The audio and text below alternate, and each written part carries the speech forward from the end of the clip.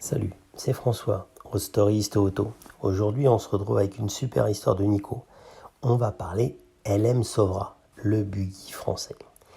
Les années 70, hippie, cheveux longs, musique rock, fringues psychédéliques, mœurs légères et aussi dérivés de véhicules sur base Volkswagen.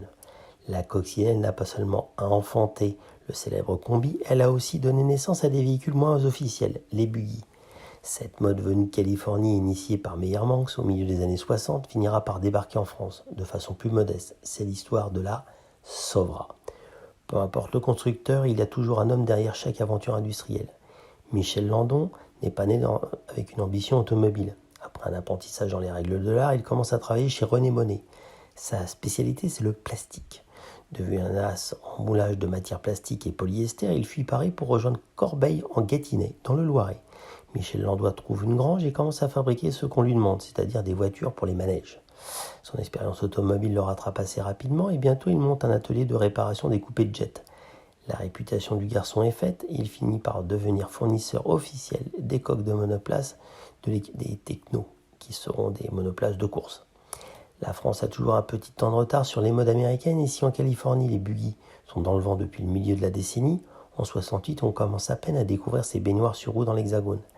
La sortie du film L'affaire Thomas Crown, dans lequel Steve McQueen saute de dune en dune au volant d'un buggy Manx, n'est pas étrangère à ce soudain intérêt. Un peu partout en France, on bricole, on adapte et on fabrique des kits pour transformer de paisibles coques en cabriolets de plastique.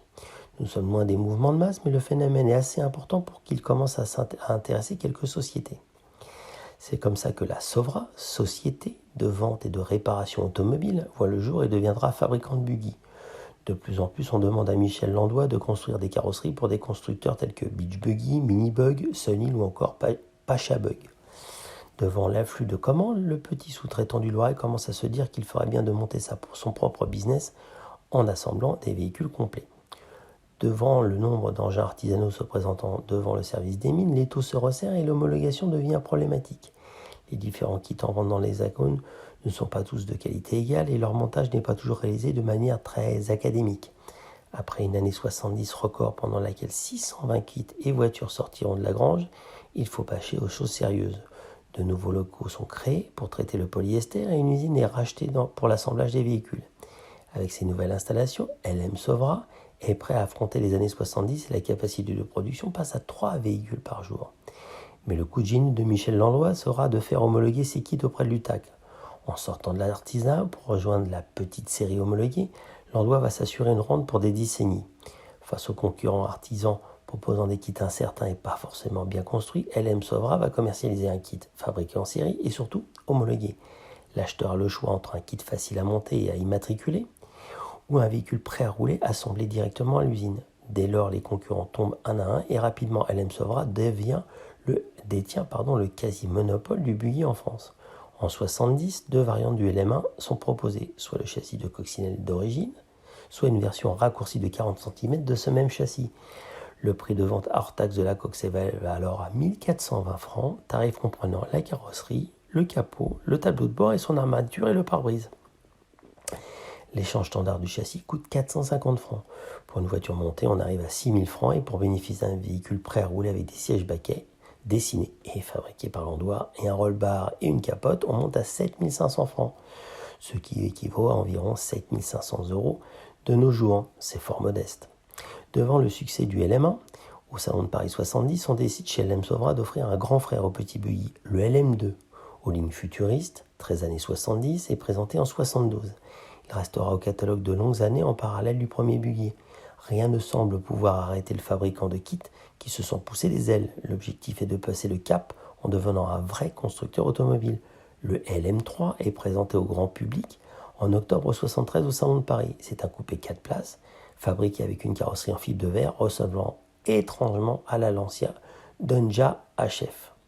Chez LM Sovra, on n'a pas de pétrole ni d'argent, mais on a des idées.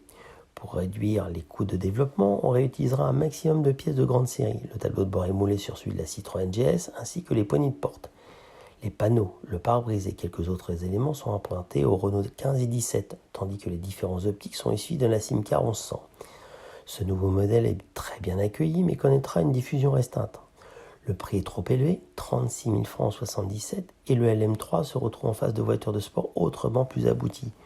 Une ultime tentative en 1978 visant à proposer une version 9 chevaux dotée du moteur Volkswagen 1500 ou 1600 ne changera rien. Le LM3 est un échec et Landauer revient à ses premiers amours en se concentrant sur les kits.